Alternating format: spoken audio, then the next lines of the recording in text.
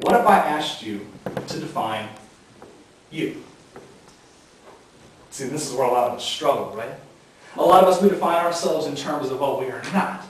Meaning, I'm not a bad person, or I'm not this. Or we define ourselves in terms of how other people describe us. I'm popular, or I won this award.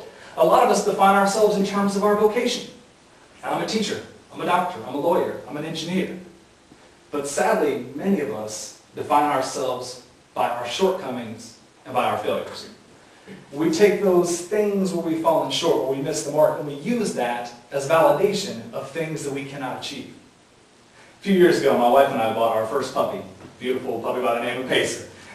Very rambunctious, spunky, and incredible voracious appetite to play. My wife says he gets that from me. I remind her he's not our biological son, even though we refer to him that. Well, in order to calm him down in the evenings at night, we'd put him in his cage and let him go to sleep.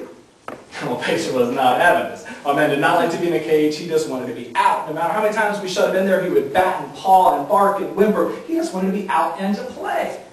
But as hard as it was, we didn't relent. We left him in the cage and made him sleep there for about a week or so. Then we gave in.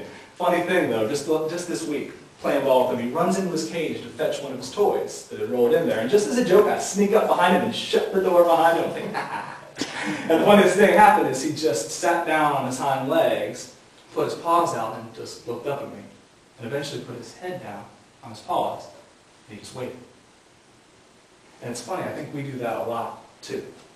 How often do we come to a door that has been locked and latched so many times that we don't push and we don't keep on striving? And a lot of that comes down to the fact that we just don't have immediacy in our goals.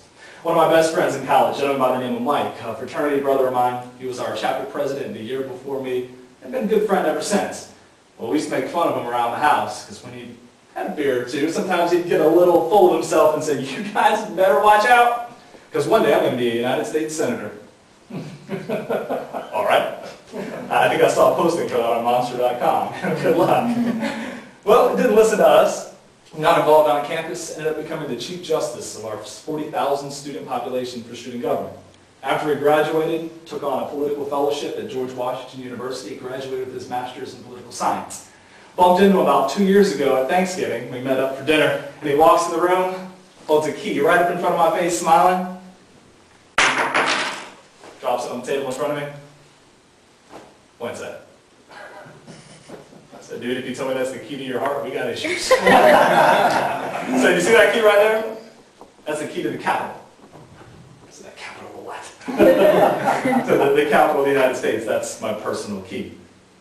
At 26 years old, he became Chief of Staff for United States Senator. Now, at the young age of 29, is the National Director of Legislative Affairs for a prominent major international corporation.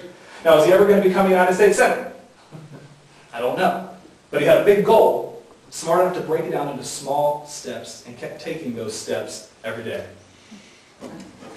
Quote I came across by a gentleman by the name of Thomas Saz, a little difficult to pronounce, he's a psychologist from the mid-70s, said that people often say that this person or that person has not yet found himself. You see, that the self is not something one finds, it's something that one creates. Man, that's fantastic news, isn't it? I mean, our self is completely arbitrary. It's something that we create and define at every moment, big and small, every day. Now, it's not easy, and it might be a little bit painful, because you have to consider that we're not just the sculptor, we're also the granite. But I think it's pretty fantastic news that we have this much control over ourselves. And a great way to define ourselves, I like to define myself as a winner. And think about it, everyone in this room, we are all winners. As a matter of fact, I was at a conference a few weeks ago where a gentleman proceeded to tell us exactly how we became these fantastic winners. He said, many, many years ago, you were in a race with millions and millions of others.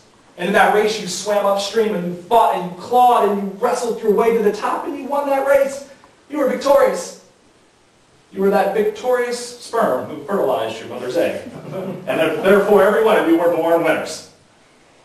Okay. 8-year-old girl sitting in the row in front of me leans over to her mom and she said, Mommy, where does sperm come from? She's now homeschooled. Know your lights. Right, but I like the sentiment there that we're all winners, right? That we're all been put here for a very unique and specific purpose. We're all here to accomplish great things, and it just comes down to choosing to do so.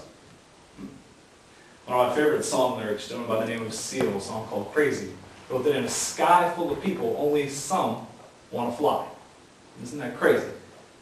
And it dawned on me that we spend so much of our lives standing in our own shadows, yet asking why it's so dark. So my challenge to you this week, in your small business, in your family business, in your work business, in that big business that is your life, go out with a purpose. Set some goals. Tackle some new challenges. Go out and do great things. Because I truly believe how you do anything is definitely how we do everything. See, it's in those anythings that you truly define you. Mr. Toastmaster.